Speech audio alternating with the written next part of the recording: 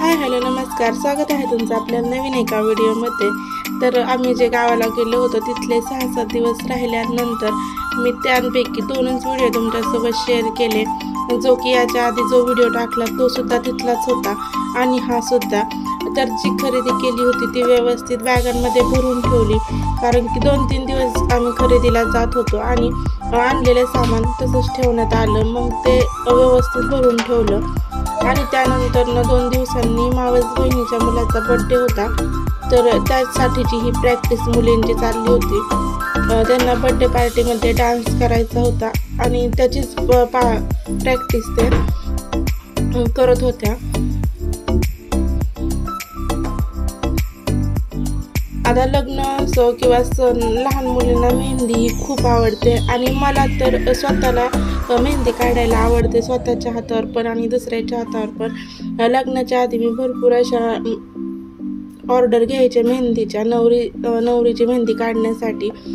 तर सगळ्या मुलींना मेहंदी काढून झाल्यानंतर स्वामींच्या दर्शनाला गेलो।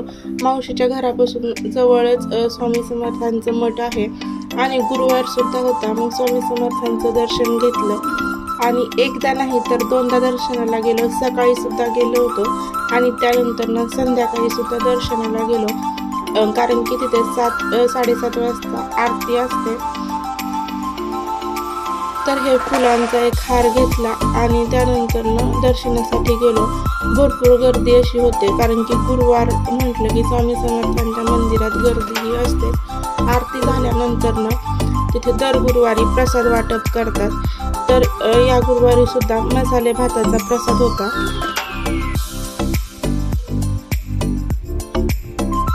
तर प्रत्येक जण ज्याला वाटेल तसं अन्नदान करत असतं दर गुरुवारी।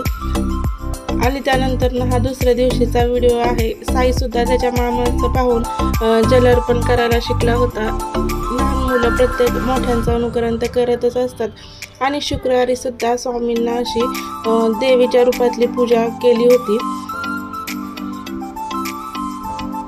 तर शुक्रवारी सुद्धा आम्ही सकाळी स्वामींच्या दर्शनाला गेलो होतो।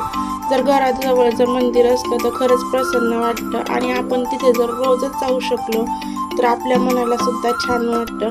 मग घरी आल्यानंतर मस्त डाळबाटी केली होती। तर याचा व्हिडिओ आपला जो दुसरा चॅनल आहे ओनली रेसिपी, त्याच्यावर मी नक्की शेअर करेल। खुसखुशीत अशी ही बाटी तयार झाल्या होत्या।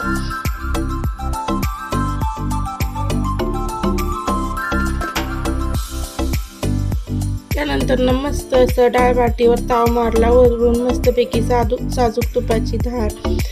सगळ्यांनी डाळबाटी खाऊन झाल्यानंतर जे बर्थडेला जायचं होतं त्याचीच तयारी सुरू केली, कारण की मी इतक्या दिवसाचे व्हिडिओ घेऊ शकले नाही, कारण की तिथे 11 वाजेपर्यंत नाश्ता वगैरे चालायचा आणि नंतर सगळे एकत्र असल्यामुळे गप्पा गोष्टीत वेळ जायचाच।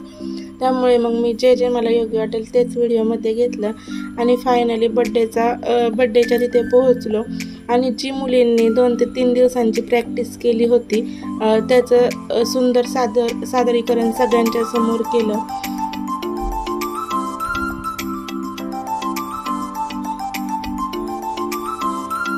तर या इथे मी व्हॉइस ओव्हर देत आहे, कारण की गाण्याचा आपल्याला लगेच कॉपीराईट क्लेम पडतो। तर हे गाणं जर तुम्ही ओळखलं असेल तर नक्कीच सांगा कोणतं गाणं आहे ते।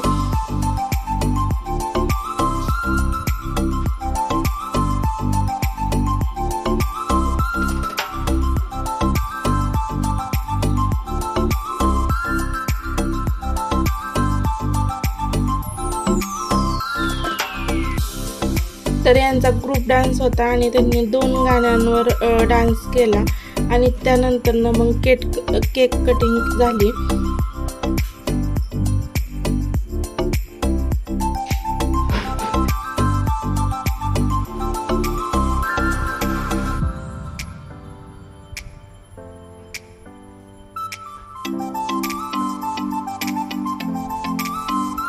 जे ग्रुपमध्ये डान्सला आधी प्रॅक्टिसला होते त्यांनी डान्स केला आणि नंतर ही जी माझी मामाची मुलगी आहे ती उशिरा आली होती, तिला सुद्धा डान्सची भरपूर अशी आवड आहे। मग नंतर एकटीनेच तिने छान असा डान्स सुद्धा केला।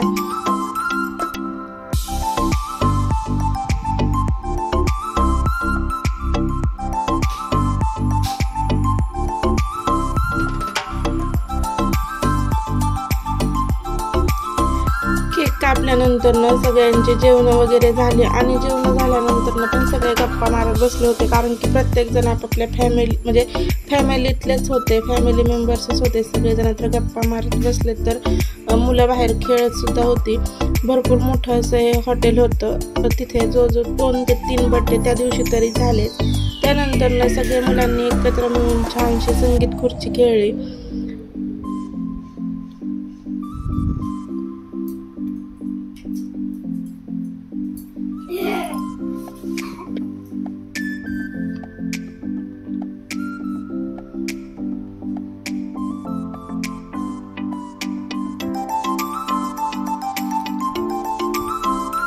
यांची संगीत खुर्ची झाल्यानंतर आम्ही घरी जायला निघालो, म्हणजेच मावशीची इथे, कारण की तिथून आम्हाला बॅगा वगैरे घेऊन पुन्हा आपला घरचा प्रवास म्हणजे घरी येण्यासाठी प्रवास करायचा होता. 6 ते 7 दिवस सगळ्यांच्यात राहिलो, खूप छान वाटलं. आणि त्यानंतर रात्रीचा प्रवास आमचा चालू झाला, जो की यवतला येण्यासाठी. आणि पाऊस तिथे एवढा नव्हता, पण मध्येच आम्हाला रस्त्यात थोडाफार पाऊस हा लागलाच. त्यानंतर रात्रीचे कंप्लीट 1:45 वाजता आम्ही घरी पोहोचलो. असा छोटासा व्हिडिओ होता. आवडला असेल तर नक्कीच